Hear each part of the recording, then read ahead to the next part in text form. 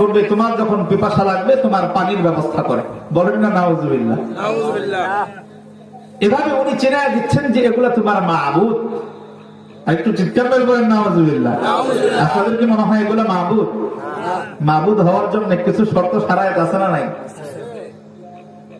মাবুদ হওয়ার জন্য কিছু যোগ্যতা লাগে, ইবাদত পাওয়ার জন্য কিছু যোগ্যতা লাগে।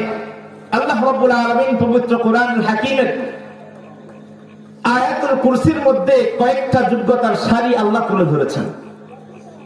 আল্লাহ তাআলা কোরআনে হাকীমের আয়াতুল কুরসির শুরুতেই বলেন, আল্লাহু লা ইলাহা ইল্লা হুয়াল হাইয়ুল কাইয়্যুম লা তাখুযুহু সিনাতুন ওয়া লা নাওম। আল্লাহু আকবার। আল্লাহ প্রথম একটা শর্ত দেখতেছেন, আল্লাহ জানায় দেন যিনি মাবুদ হবেন তার এক নাম্বার শর্ত আল্লাহু লা ইলাহা ইল্লা হুয়াল হাই।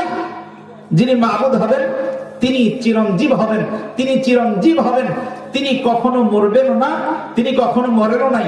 বলেন তো, যিনি কখনো মরেন নাই এরকম মালিকের নাম আল্লাহ। একটু চিৎকার মেরে বলেন না এরকম মালিকের নাম আল্লাহ। একটু মহব্বতের সাথে বলেন না এরকম মালিকের নাম আল্লাহ। যিনি কখনো মরবেন না এরকম মালিকের নাম আল্লাহ। এরকম মালিক কয়জন? একজন। যিনি কখনো শেষ হবেন না। কুল্লু মান আলাইহা ফান ওয়া ইয়াবকা ওয়াজহু রাব্বিকা যুল জালালি ওয়াল ইকরাম। আল্লাহু আকবার। আল্লাহ রাব্বুল আলামিন বলেন, আল্লাহ তাআলা তো এমন এক সত্তার নাম, এমন এক মাবুদের নাম যিনি কখনো শেষ হন নাই, কখনো শেষ হবেন না। এরকম মালিক কয়জন? একজন। যেই মালিক যিনি কখনো শেষ হন নাই, যিনি কখনো শেষ হবেন না, যিনি চিরস্থায়ী, যিনি হাইয়ুল, যিনি কাইয়্যুম, এমন মালিক একমাত্র মাবুদ, এমন মালিক একমাত্র দাসত্ব আর গোলামি পাওয়ার যোগ্য। ঠিক না ঠিক? ঠিক।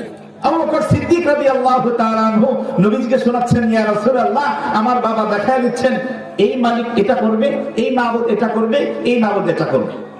নবীজি একটু নৈরাশ্যে বসছেন। আবু বকর, হ্যাঁ তারপরে কি হইল বলেন তো, একটু ইন্টারেস্ট গল্প না?